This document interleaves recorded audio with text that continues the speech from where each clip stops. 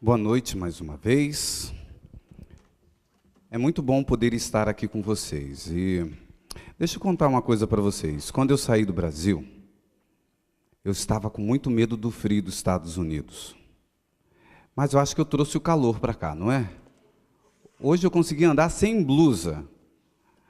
E pelo que me disseram por aí, está até um clima meio atípico para essa época do ano, que não é muito comum estar quente assim. O meu filho pediu para eu levar neve para ele, acho que não vai dar. Queridos, eu separei nesta semana alguns temas, obviamente, ligados ao nosso dia a dia como família. E a família, ela tem como base o esposo, a esposa. Então nós temos trabalhado alguns temas relacionados ao casal, porque se o casal estiver bem, os filhos estarão também. Mas hoje eu queria falar sobre um lado um pouco diferente. Mas antes da gente entrar no nosso tema, tem um casal que ontem, ao assistir e a gente comentar com eles sobre o tema de investir no casamento, de comemorar as datas de casamento e tudo mais, eles ficaram tão empolgados que são os meus anfitriões. E hoje, exatamente hoje, não é isso? Eles estão completando, é hoje, né? Completando 17 anos de casamento.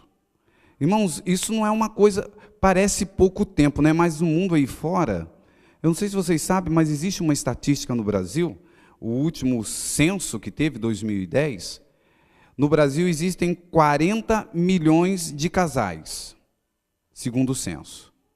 Desses 40 milhões, 250 mil por ano se separam. E a média de tempo que os casais ficam casados, 11 anos. Então vocês passaram, já está no 17. E hoje lá e em outros lugares, quando alguém tem 17 anos de casamento, o pessoal, nossa, quanto tempo. 17 anos não é nada, gente. Então eu queria fazer uma oração por vocês, venham aqui. Eles têm cuidado bem de mim, mas eu tenho dito assim, irmãos, toda vez que você fizer um aniversário de casamento, 10, 15, 20, 17, 18, comemore, traga a família, mostre para os outros que o casamento foi criado por Deus e é uma bênção. E a gente vê um casal bonito, feliz, com a família, realizado, e isso é muito bom. Eu vou ajoelhar aqui com eles, vocês podem, aí assentados, acompanhar esta oração, que eu quero abençoar esse casal. Eu não, Deus, né? Interceder por eles para que Deus os abençoe. Pastor, me ajuda aqui também nessa bênção. Quanto mais pastor, você vai ser abençoado, assim, bastante. Eu pedi ao pastor Jimmy para me ajudar. Vamos ajoelhar a família aqui e nós vamos colocar a mão em vocês, sobre sua cabeça, e pedir que Deus abençoe a vocês dois como casal. Senhor nosso Deus, aqui está esta família bonita para honrar o teu nome e dizer aqui na terra que o plano de Deus de criar a família foi acertado. Deus sabia o que estava fazendo. E aqui está a prova disso, Pai. Que este casal, Valdeci, sua esposa, seus filhos, aquele lar, seja uma bênção, Senhor. O seu filho que está distante, que também seja alcançado pela bênção do Senhor. Por favor, Pai, que esta família continue honrando o teu nome, te servindo e te seguindo. E nós agora, como pastores, colocando a mão sobre eles, sobre esta família, pedimos que a unção do Espírito Santo esteja sobre eles. Que eles sejam abençoados, tenham a bênção da saúde, não só física, mas a saúde espiritual. Que o Senhor dê a eles não somente 17 anos, mas um dia, a vida eterna com Jesus.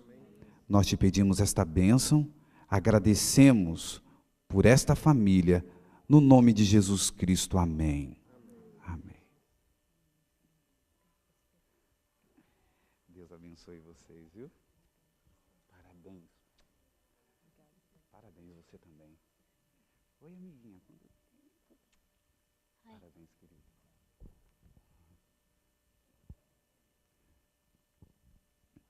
Eu não sei quantos anos você tem de casamento, mas faça um culto, convida, converse com o pastor Jimmy, faz uma festa bonita para todo mundo ver que o casamento é uma bênção.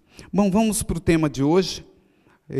Nós vamos estudar um pouco mais da palavra de Deus, e hoje vocês vão ver que é um tema que é diferente, um pouco diferente do que a gente tem falado nessa área de família. Restaurando o amor filial.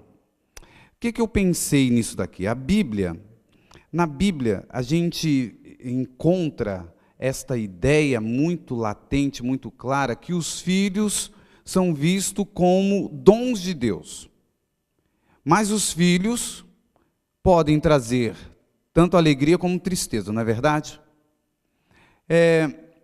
Aqui nem todos são pais, mas todos somos filhos. Todos saímos de uma barriga, de um ventre, fomos gerados. Todos temos pai e mãe. Temos uma origem. E os filhos, na Bíblia, são bênção. Vocês conhecem bem esse texto de Provérbios 10, verso 1, que diz: um filho sábio alegra seu pai, mas um filho insensato é a tristeza da mãe. Só para você pensar nesse início de conversa, que tipo de filho você foi? Você deu alegria ou deu tristeza? Você que já é adulto, que agora tem uma família, você é filho. Eu queria que você lembrasse agora da sua infância, da sua adolescência, se você ouvia seu pai, como é que era você, ou como é você como filho. Um filho sábio alegra a seu pai, mas o filho insensato é a tristeza da mãe. Não é assim? Olha só. Congelou? Vamos lá. Salmo 127, verso 3. Eis que os filhos são herança de quem? Herança do Senhor. E o fruto do seu ventre, o galardão. Queridos, o que é uma herança? Em termos humanos, a gente às vezes vem de uma família, quem sabe, rica, e a gente fica pensando igual o filho pródigo, na herança, né? Ai, quando meu pai morrer, eu vou herdar isso, aquilo outro. Ou eu fiquei pensando nessa ideia da Bíblia, comparando o filho ou os filhos como herança que a gente recebe de Deus. Deus é o nosso pai. Será que Deus deixaria-nos uma herança ruim? A herança de Deus tem que ser uma coisa boa. E os filhos são bênção. E eu fico pensando nisso. Os filhos devem ser amados, honrados, respeitados como pessoas. São importantes no reino de Deus e não devem ser prejudicados. Como nós temos tratado e cuidado dos nossos filhos? Sabe, irmãos, a gente tem um hino muito bonito no inário, baseado num texto da Bíblia que o Jader Santos fez. Você lembra? Mesmo que uma mãe viesse do seu filho se esquecer, eu não me esqueci de ti, não é isso? Hoje a gente está vivendo num tempo que as mães estão esquecendo dos seus filhos, não estão? A gente vê cada história de mãe maltratando o filho, que é uma coisa muito triste. Eu não sei se vocês acompanharam aqui, teve uma repercussão muito grande no Brasil, alguns anos atrás, não muitos anos atrás, dos Nardones lá que jogaram a filha do 6º andar. Foi um choque. Mães que estão esquecendo dos seus filhos. E a Bíblia diz que os filhos têm que ser amados, guardados, cuidados, porque são herança do Senhor. O Salmo 103, verso 13. Como um pai se compadece de seus filhos, assim o Senhor se compadece daqueles que o temem. Interessante. Essa linguagem de Deus olhando para nós como filhos dele. E nós somos filhos dele. Como Deus se compadece dos seus filhos. Como um pai se compadece de seus filhos, o Senhor também se compadece de nós. Sabe, eu queria agora falar de um outro aspecto nessa questão de ter filhos, de ser filhos. Existe essa expressão que diz que os extremos são sempre perigosos, e a gente sempre procura, pela graça de Deus, viver no equilíbrio. E é difícil ser equilibrado, né? Ser extremista de um lado ou do outro é sempre mais fácil ir pelo caminho do extremismo. E às vezes a gente percebe que em algumas situações a gente vive como um pêndulo de um relógio, ora no extremo, ora no outro. E nesta questão de ter filhos, eu fico pensando que existem dois extremos. E eu estou falando especificamente em termos assim de quantidade de filhos, planejamento familiar. O que Deus fala a respeito disso? Eu queria conversar um pouquinho sobre isso. Olha só esse texto que eu achei e quero compartilhar com vocês nos escritos de Ellen White, a profetisa do Senhor, no livro chamado Conselhos sobre Saúde, página 75. Eu acho que talvez vocês não tenham entrado em contato com este verso, mas ela fala aqui sobre planejamento familiar. Quantos filhos a gente deveria ter? Um dia eu vi uma reportagem que alguém, usando o texto bíblico de uma maneira muito errada, ela usou a seguinte ideia. Alguém perguntou sobre planejamento familiar, assim na rua, um repórter, isso ficou gravado que a pessoa usou o texto lá, falou assim, eu vou ter muitos filhos, porque a Bíblia fala crescer e multiplicar e encher a terra. Eu falei, encher a terra. Para quem foi dito isso? Para Adão. Quantas pessoas tinham? Adão e Eva. Será que a terra já está cheia? Está bem cheia, né? Não serve mais para nós esse texto, crescer e multiplicar e encher a terra, já está cheia. E esse texto aqui, olha só, vamos ler. Antes de aumentar a família, devem pensar se Deus é glorificado ou desonrado com o trazerem filhos ao mundo. Devem considerar com calma as providências a serem tomadas para os filhos. Não têm direito de os porem no mundo para servirem de carga a outros.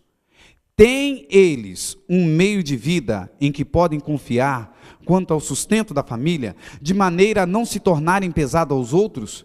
Agora, eu sublinhei aqui, porque isso aqui me chamou a atenção. Olha como ela diz.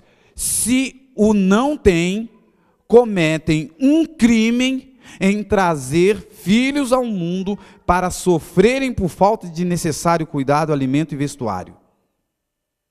Um extremo do pêndulo que eu estou dizendo, são pessoas que colocam filhos no mundo e não têm condições de criá-los. E Ellen White é muito enfática, né? Ela fala, comete um crime. Esse é um extremo. Agora, por outro lado, eu acho que tem um outro extremo nessa história. O outro extremo é que existem pessoas que, temendo a ingratidão de um filho, acabam preferindo criar animais em vez de ter filho. Eu vou botar filho no mundo para bater no meu rosto, para me maltratar, porque isso... Vocês já viram essa história? Eu vou criar cachorrinho. Deixa eu contar uma história para vocês. Eu morava lá no Jabaquara, em São Paulo, um bairro de São Paulo, Jabaquara. Trabalhava no colégio ali, era capelão, dava aula de Bíblia. E eu morava com a minha mãe. Minha mãe ficou viúva no Rio de Janeiro, e decidiu vir morar comigo. Nesta época eu era solteiro, eu achei ótimo, eu cuidava dela e ela cuidava de mim. E eu voltei para casa, dei aula a tarde inteira, estava na escola, cheguei cansado. Assim que eu entrei, tocou a campainha, era a vizinha. Ela falou assim, o senhor é pastor? Falei, sou sim.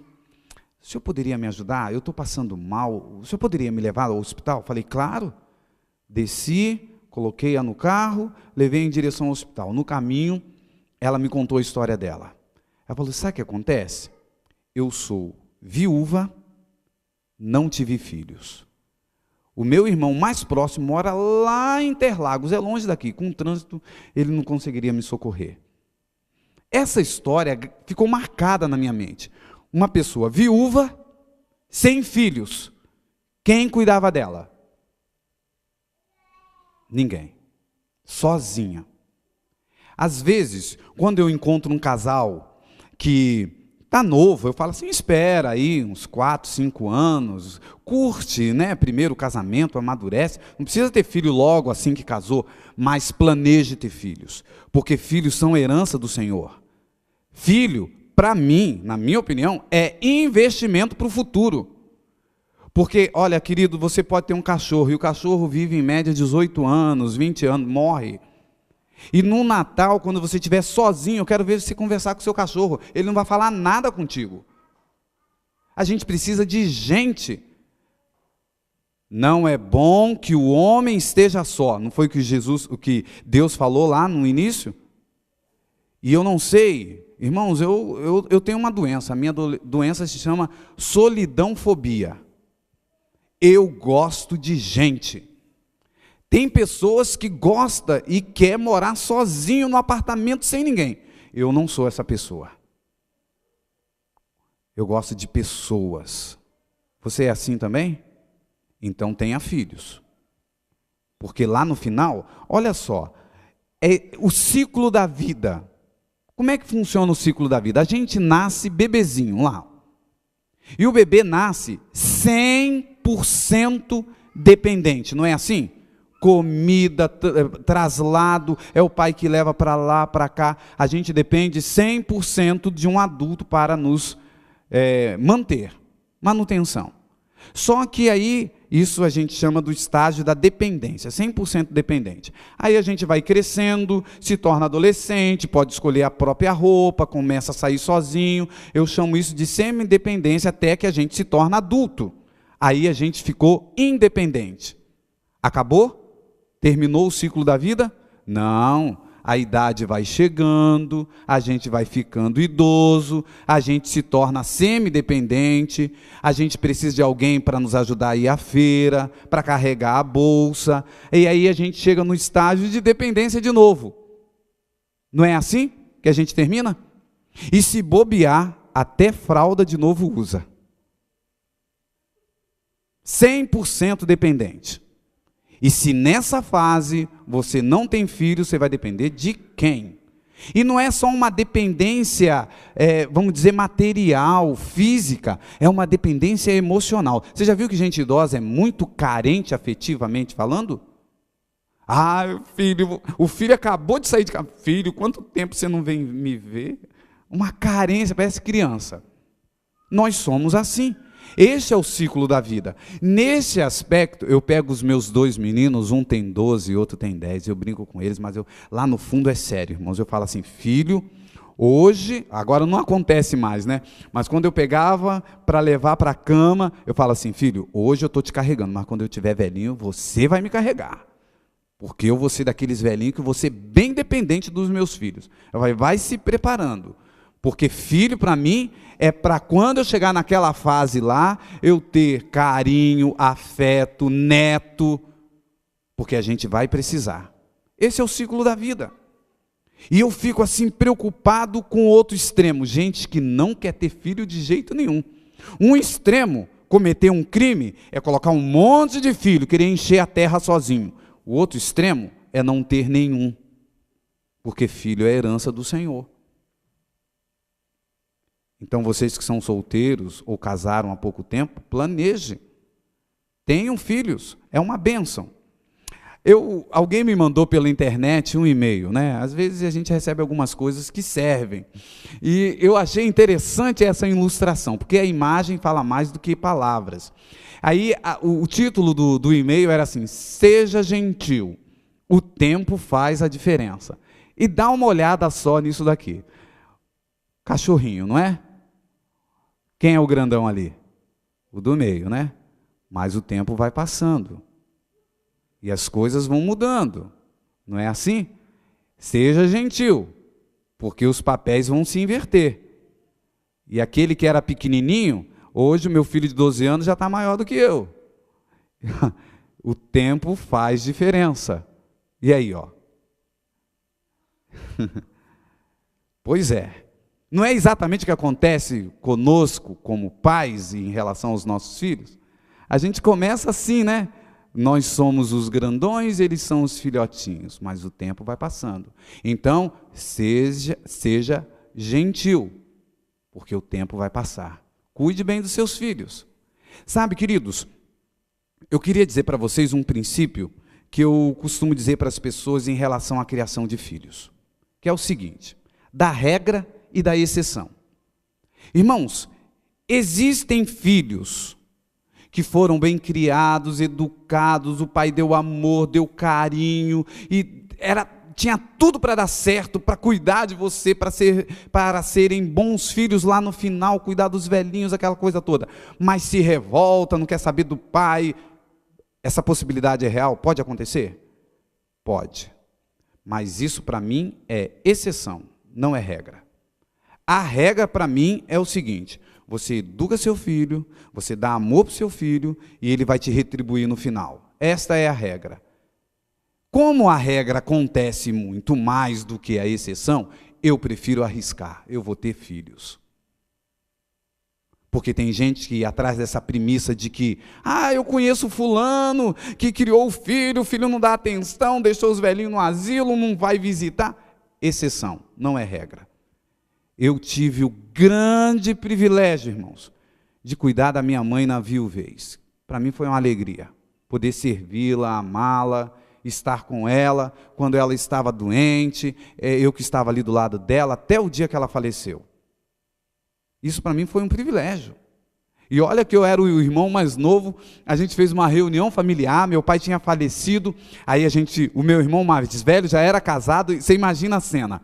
Aí a gente reuniu os 4 irmãos, os 5 irmãos, e falamos assim: mamãe, com quem você quer ficar? Tem o Paulo, já é casado, tem os outros irmãos.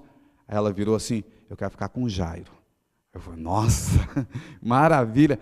Aí o irmão mais velho ficou indignado: mas por quê? Ele é o único que está na igreja. Ele é pastor. Quando eu quiser ir na igreja, você vai me levar na igreja? Então, acabou. Eu vou para São Paulo, vou largar as coisas aqui no Rio e vou morar com o Jairo. E eu tive o privilégio de cuidar da minha mãe nos últimos 5 anos de vida dela. Isso é bênção. E eu quero que isso aconteça com os meus filhos, por isso eu estou cuidando deles bem direitinho. E tem uma coisa aqui, deixa eu contar um segredo para vocês. Eu tenho 2 meninos. Via de regra, as meninas, as filhas, acabam cuidando dos pais, né? Os homens, os filhos, fica assim meio largado. Aí um dia eu estava com um amigo, ele falou assim: sabe qual é o segredo, Jairo? Cuida bem das suas noras. Eu falei: é mesmo, rapaz? Vou cuidar bem das minhas noras, assim que eles estiverem namorando, vou tratar bem as noras, porque depois elas vão me adotar. Não é assim? Quando a gente estiver velhinho. Agora, os filhos devem honrar e respeitar os pais. É o outro lado. O pai deve cuidar bem dos filhos. Mas nessa metade, até o final da nossa conversa, do nosso sermão, eu quero falar para os filhos da responsabilidade deles. Respeitar, cuidar, ouvir suas palavras, obedecê-los. Vós, filhos, sede obediente a vossos pais no Senhor, porque isto é justo. Honra a teu pai e a tua mãe, que é o primeiro mandamento com promessa, para que te vá bem e sejas de longa vida sobre a terra. Efésios 6, de 1 a 3. A minha mãe, eu falei aqui já para vocês, mas a minha mãe, ela era mineira, e na criação dela, o meu avô, ele tinha o seguinte conceito: mulheres não precisam ir para a escola, os meninos vão. E minha mãe não sabia ler nem escrever, sabia mal desenhar o nome dela, que ela nem entendia o que escrevia.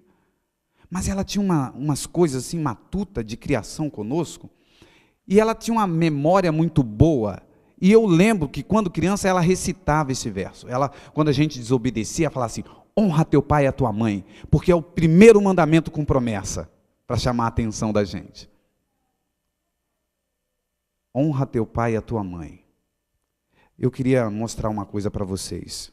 O Lar Adventista, página 292. Esta solene obrigação de honrar pai e mãe recai sobre cada filho ou filha, e é uma das condições de prolongamento de sua vida na terra, que o Senhor dará aos fiéis. A promessa está na condição da obediência. A promessa de longa vida, obediência aos pais. Recai sobre cada criança e jovem, sobre os de meia idade e sobre os idosos. Não há na vida nenhum período em que os filhos fiquem escusados de honrar aos pais. Porque às vezes a gente acha que casou, já tem a nossa própria família, não precisa mais dar atenção. Olha essa ideia. Os adultos que deixam os pais para unir-se a um cônjuge estabelecerão novas famílias, mas tais famílias devem continuar honrando os pais mais velhos. Você que é solteiro, você já deve ter ouvido muitas vezes o conselho de que quando você casa com uma pessoa, você casa com a família dela, não é isso? Gente, como é complicado alguém que casa e não se dá bem com o sogro. Ou alguém que casa e na hora do namoro não conversa sobre o que vai acontecer com seus pais quando eles ficarem idosos. Nós vamos cuidar, como é que vai ser? Esse assunto às vezes não permeia entre os assuntos daqueles que estão namorando. E deve ser uma preocupação. Olha aqui, queridos, Levíticos 19:32. Gosto desse texto. Deem a devida honra e respeito às pessoas idosas. Tenham respeitoso temor de Deus. Eu sou o Senhor. Deem a devida honra e respeito às pessoas idosas. Você deve acompanhar aqui também, obviamente, uma campanha mundial da Igreja Adventista, a Quebrando o Silêncio. Vocês já ouviram, obviamente, né? Esta campanha tem 3 áreas de atuação de defesa. Quem são? Mulher, criança e idoso. Os idosos no Brasil são maltratados, irmãos. Tem idosos no Brasil que os filhos estão de olho na aposentadoria dele, no dinheiro dele. E nós deveríamos pensar como vamos cuidar dos nossos idosos, dos nossos pais ou do sogro, da sogra. Eu já não tenho pai e mãe, mas eu me preocupo com a minha sogra, com o meu sogro, porque eles já estão também avançando em idade. A palavra de Deus é abundante em preceitos e conselhos que mandam respeitar os pais. Olha esse texto do Fundamentos da Educação. E impõe aos jovens o sagrado dever de amar e ajudar os que os guiaram através da infância, da meninice, da juventude, até a varonilidade, feminilidade, e que se acham agora em grande parte dependente deles, quanto à paz e à felicidade. É exatamente isso. A pessoa, quando está idosa, se torna novamente dependente. E às vezes os filhos lavam as mãos. Sabe, queridos, eu achei essa cena na internet e trouxe para vocês para ilustrar o que eu queria terminar aqui com vocês nesta noite. No início, é o pai que olha para o filho com cuidado, com ternura, com amor. Mas no final, é o filho que olha para o pai com amor, com ternura, com cuidado. Todos vocês, todos nós somos filhos. Talvez alguns, como eu, já estão com seus pais dormindo no Senhor, descansando. Mas você, que tem o seu pai vivo, vocês que estão aqui na América e talvez o seu pai esteja lá no Brasil, você se dá com o seu pai? Porque tem filhos que passam anos e não conversam com os pais. Estão brigados com o pai. Sabe, queridos, eu queria que você, nesta noite, se você está nessa condição, que você ligasse para o seu pai, desse perdão para ele se ele precisa do perdão, ou que você pedisse perdão para ele, mas que você tivesse esse contato, porque nós, filhos, devemos honrar os nossos pais, aonde quer que eles estejam. Por isso, que a nossa intenção nessa noite era restaurando o amor filial. Deus quer que você honre o seu pai. Existe um hino, eu vou pedir que alguém me ajude colocando a letra ali, que eu não sou bom para decorar, mas eu queria cantar esse hino. Esse hino, ele fala do contraste da criança e do idoso. O título dele é Contraste. E eu queria que, ao cantar esse hino, ele é bem conhecido, você também pudesse fazer essa reflexão em cima desse contraste que pode acontecer e vai acontecer com você, de chegar a uma idade onde você vai precisar ser cuidado. E agora você precisa cuidar daqueles que você ama.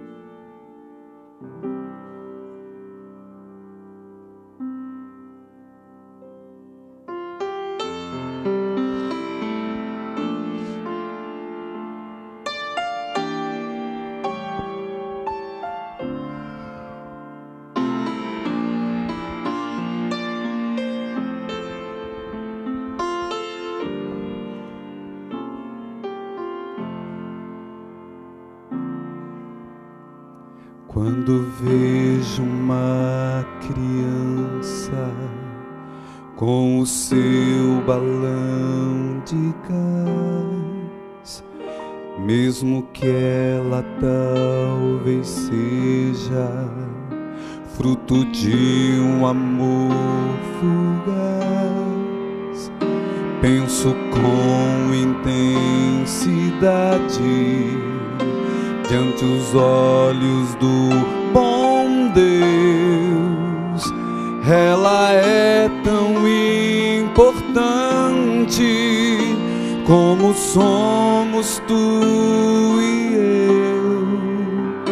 Ao nascer nós somos todos revestidos de uma luz. Fomos feitos para Deus, fomos salvos por Jesus, a razão de se existir e da vida acontecer é servir e mais servir. É amar até morrer.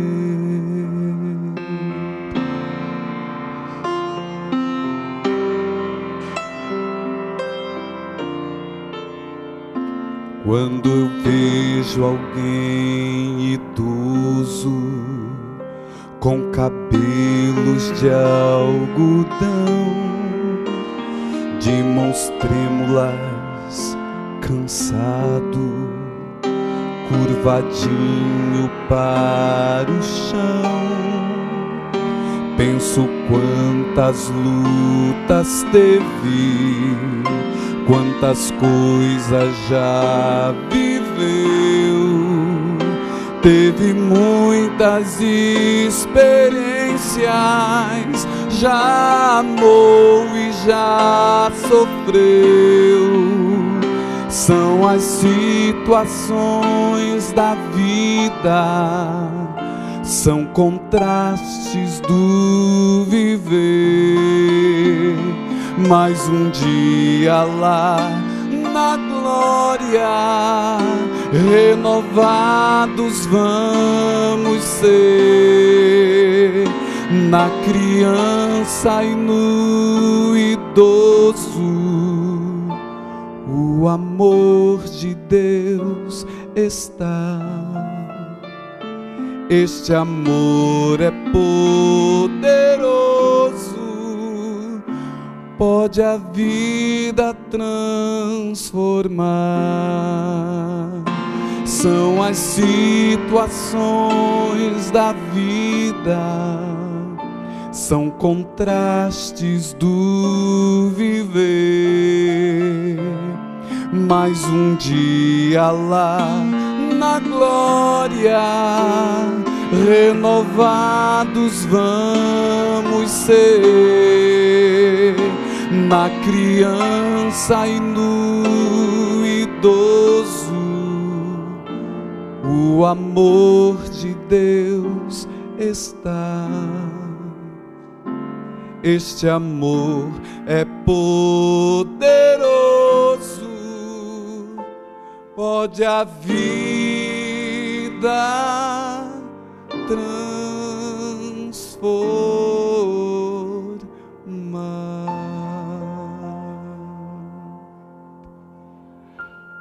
Amém. Eu quero orar por você antes de irmos para casa. Por favor, fique em pé. E se você tem aí no seu coração o desejo de ter um contato maior com os seus pais já idosos, se ainda você os tem, que o Senhor possa trabalhar no seu coração. Vamos orar. Senhor nosso Deus, dentro desse contexto de família, nós podemos ser pais, cônjuge, mas todos nós somos filhos. Alguns de nós já temos os nossos pais falecidos e lembramos da memória deles agora, de quão bons pais eles foram para nós. E nós te louvamos, Senhor, porque o Senhor planejou que nós tivéssemos uma família. Mas existem alguns que estão aqui ou assistindo pela internet, que talvez, Senhor, brigaram com seus pais, não conversam com seus pais. Senhor, por favor, coloca no coração deles o desejo de conectarem-se novamente com seus pais. Porque o Senhor pede de cada um de nós que nós honremos e respeitemos aqueles que nos deram a vida.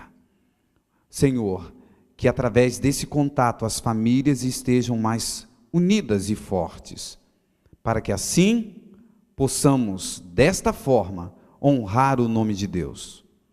Dá-nos esta capacidade, Espírito Santo, eu te rogo nesta noite, no nome poderoso do Senhor Jesus. Amém. Amém, Senhor.